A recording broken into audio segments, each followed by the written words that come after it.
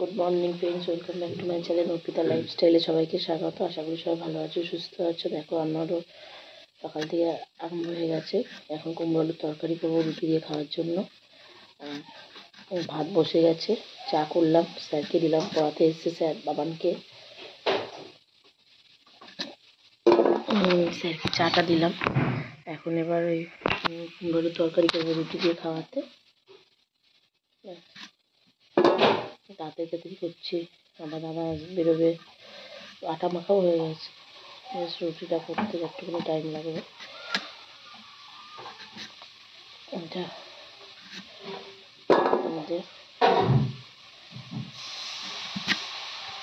এইটুকুনি করছি, তাড়াতাড়ি করার চেষ্টা করছি।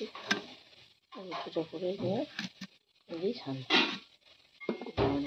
টিফিনে রুটি দিয়ে দেবো। চলো সাথে থাকো, দেখতে থাকো, আমার চ্যানেলটা ভালো করতে থাকো। এই যে করছি দেখো, তাড়াতাড়ি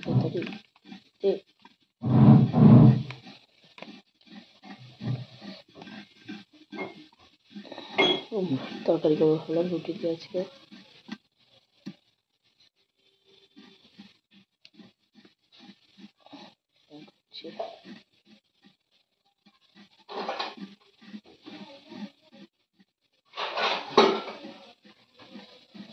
দাদা ভাইয়ের গলা না ভাইয়ের গলা দূর থেকে আবার একরকম লাগে, আবার ঘরে আসলে মেজদার গলা ভাইয়ের গলা একরকম লাগে।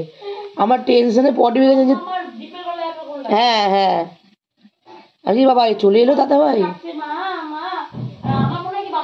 হ্যাঁ, আর মামাম না থাকলে আমি বাবা ছেলে তো নেই, তাহলে কে ডাকছে এরকম।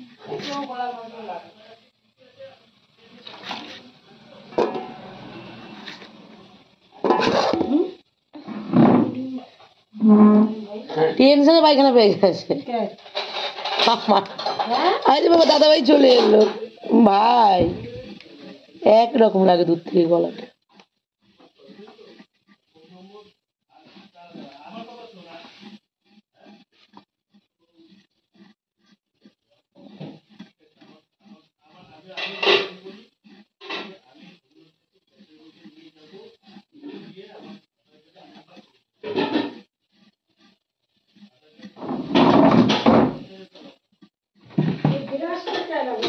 আরে আমারই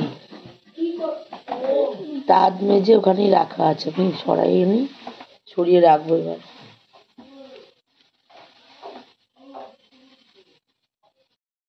এই যে মহারানী খাচ্ছে, এই যে ভাত, এই তো খাচ্ছে, আমি ওকে খাইয়ে দিই। ওই যে কে রে, আমাকে নিয়ে যাও, কে? এই যে যা করো,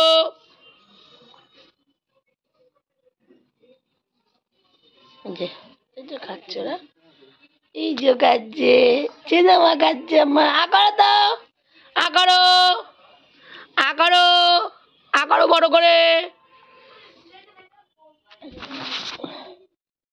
দেখতেই পাচ্ছ আমি এখন এদের ঘর ধরে এবার পরিষ্কার করবো, খাওয়ানো প্রচুর হয়ে গেছে। আমি রুটি খেলাম কিন্তু বমি হয়ে গেল, কেন বুঝতে পারছি না, হঠাৎ এত বমি হচ্ছে, সেটা খুবই খারাপ লাগছে। ওর জন্য হঠাৎ করে বমি হয়ে গেল, গলাটা কেমন লাগছে হয়তো, আসলে এত ঠান্ডা মানে সর্দিটা বসা তো, একটু কাশি উঠলেই বমি হয়ে যাচ্ছে, খেতে পাচ্ছি না, কদিন ধরেই এরকম হচ্ছে, কাউকে কিছু বলিনি তাই। তো চলো সাথে থাকো, দেখতে থাকো। আমি ঘরদোরগুলো এবার পরিষ্কার করি, পরিষ্কারও খাওয়া গেছে, এবার এগুলো পড়ে রয়েছে সেগুলো পরিষ্কার করে নিই। ফ্রেন্ডস দেখতেই পাচ্ছ আমার স্নানও কমপ্লিট, কাজও কমপ্লিট হয়ে গেছে।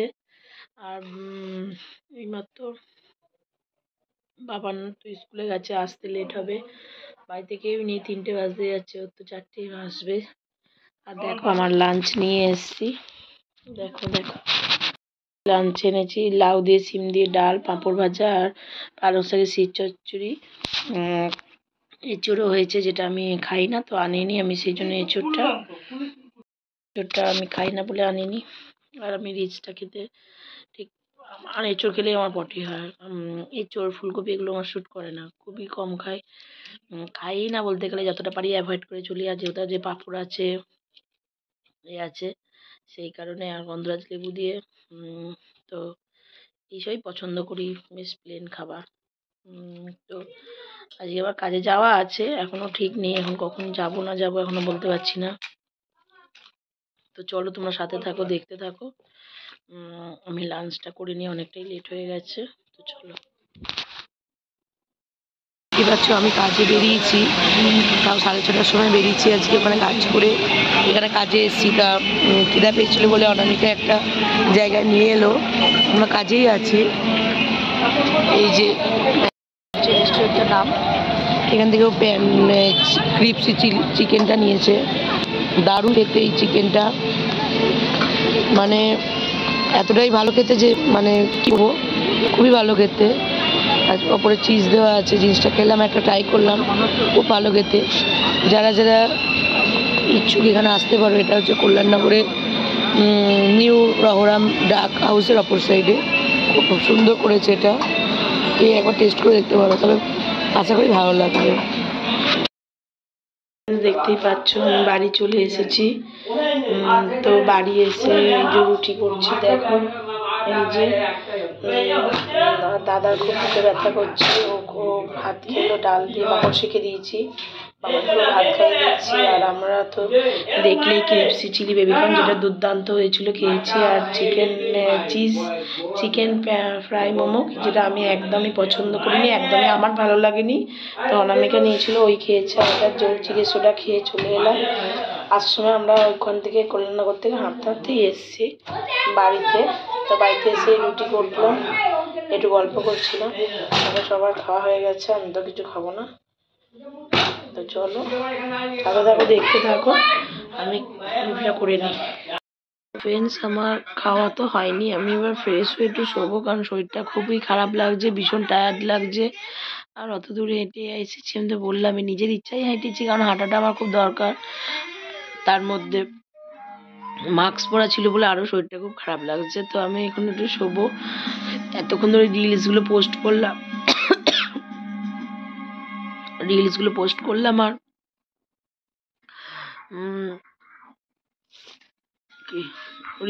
করছিলাম, ওর জন্য এত লেট হয়ে গেল। তাই এবার আমি শুতে যাবো।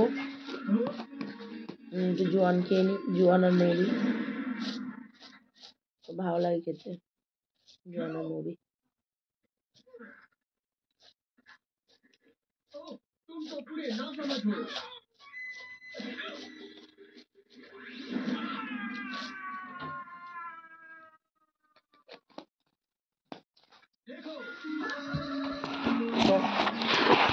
খেয়ে নিলাম।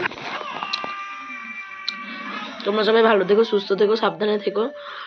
আর যারা এখন আমার চ্যানেলটা ফলো করেনি, অবশ্যই গিয়ে ইউটিউবে অর্পিতা লাইফস্টাইল ফলো করে দিও, অবশ্যই ফলো করো। কিন্তু তোমাদের সাপোর্টটা আমার খুবই দরকার। তোমাদের ভালোবাসা আশীর্বাদ না থাকলে আমি এগোতে পারবো না, এটুকু আমি মানি বা বিশ্বাস করি। তাই ভালো থেকো, সুস্থ থেকো। বাড়ির বড়োদেরকে আমার প্রণাম জানিয়ে, ছোটোদেরকে ভালোবাসা দিয়ে আমি আজকের ব্লগটা এই পর্যন্তই এখানেই শেষ করলাম। কালকে আবার নতুন ব্লগ নিয়ে আসছি। সবাই কালকে প্রজাতন্ত্র দিবস, এই দিনটা সবাই ভালোভাবে উদযাপন করো, ভালোভাবে পালন করো। আমাদের এখানে কালকে স্পোর্টস আছে, আমিও হয়তো থাকতে পারবো না, কারণ আমার কালকে কাজ আছে। তবু বলবো সবাই সুস্থভাবে ভালোভাবে পালন করো। মাথায় একটা কথা রেখে দিও, এই দেশের জন্য কিন্তু অনেকেই প্রাণ দিয়েছে, অনেকেই রক্ত দিয়েছে। আজকে আমরা যেখানে দাঁড়িয়ে আছি, আজকে আমরা যে সুস্থভাবে আছি বা ঠিকভাবে টাইমলি ঘরে ফিরছি, শুধুমাত্র কিছু কিছু মানুষ যারা বর্ডারে বসে বসে পাহারা দিচ্ছে, দেশকে রক্ষা করছে, দেশের জন্য প্রাণ দিচ্ছে। আমরা হয়তো তাদের দেখে তাদের কষ্টটা আমরা দেখতে পাচ্ছি না, যে তারা কিভাবে দিনের পর দিন ওখানে পড়ে রয়েছে, ফ্যামিলি ছেড়ে ঠান্ডার মধ্যে, সমস্ত কিছু আমরা ঠান্ডার মধ্যে কম্বলের তলায় তারা ওখানে কাজ করছে, আমরা তো সেটা লক্ষ্য করতে পারছি না। কিন্তু তাদের যখন কিছু হয় তখন আমরা দুপুরে চোখের জল ফেলি, সব কিছু করি, কিন্তু তাদের কষ্টটা আমরা সত্যি বুঝতে পারি না। তাই বলবো যারা যারা দেশের জন্য আজকে প্রাণ দিয়েছে, যেসব বিপ্লবীরা, তাদের কথা মাথায় রেখে এই দিনটা ঠিকঠাকভাবে পালন করো। এমন কোনো উচ্ছৃঙ্খলতা করো না বা এমন কোনো কিছু করো না যাতে এই দিনটাকে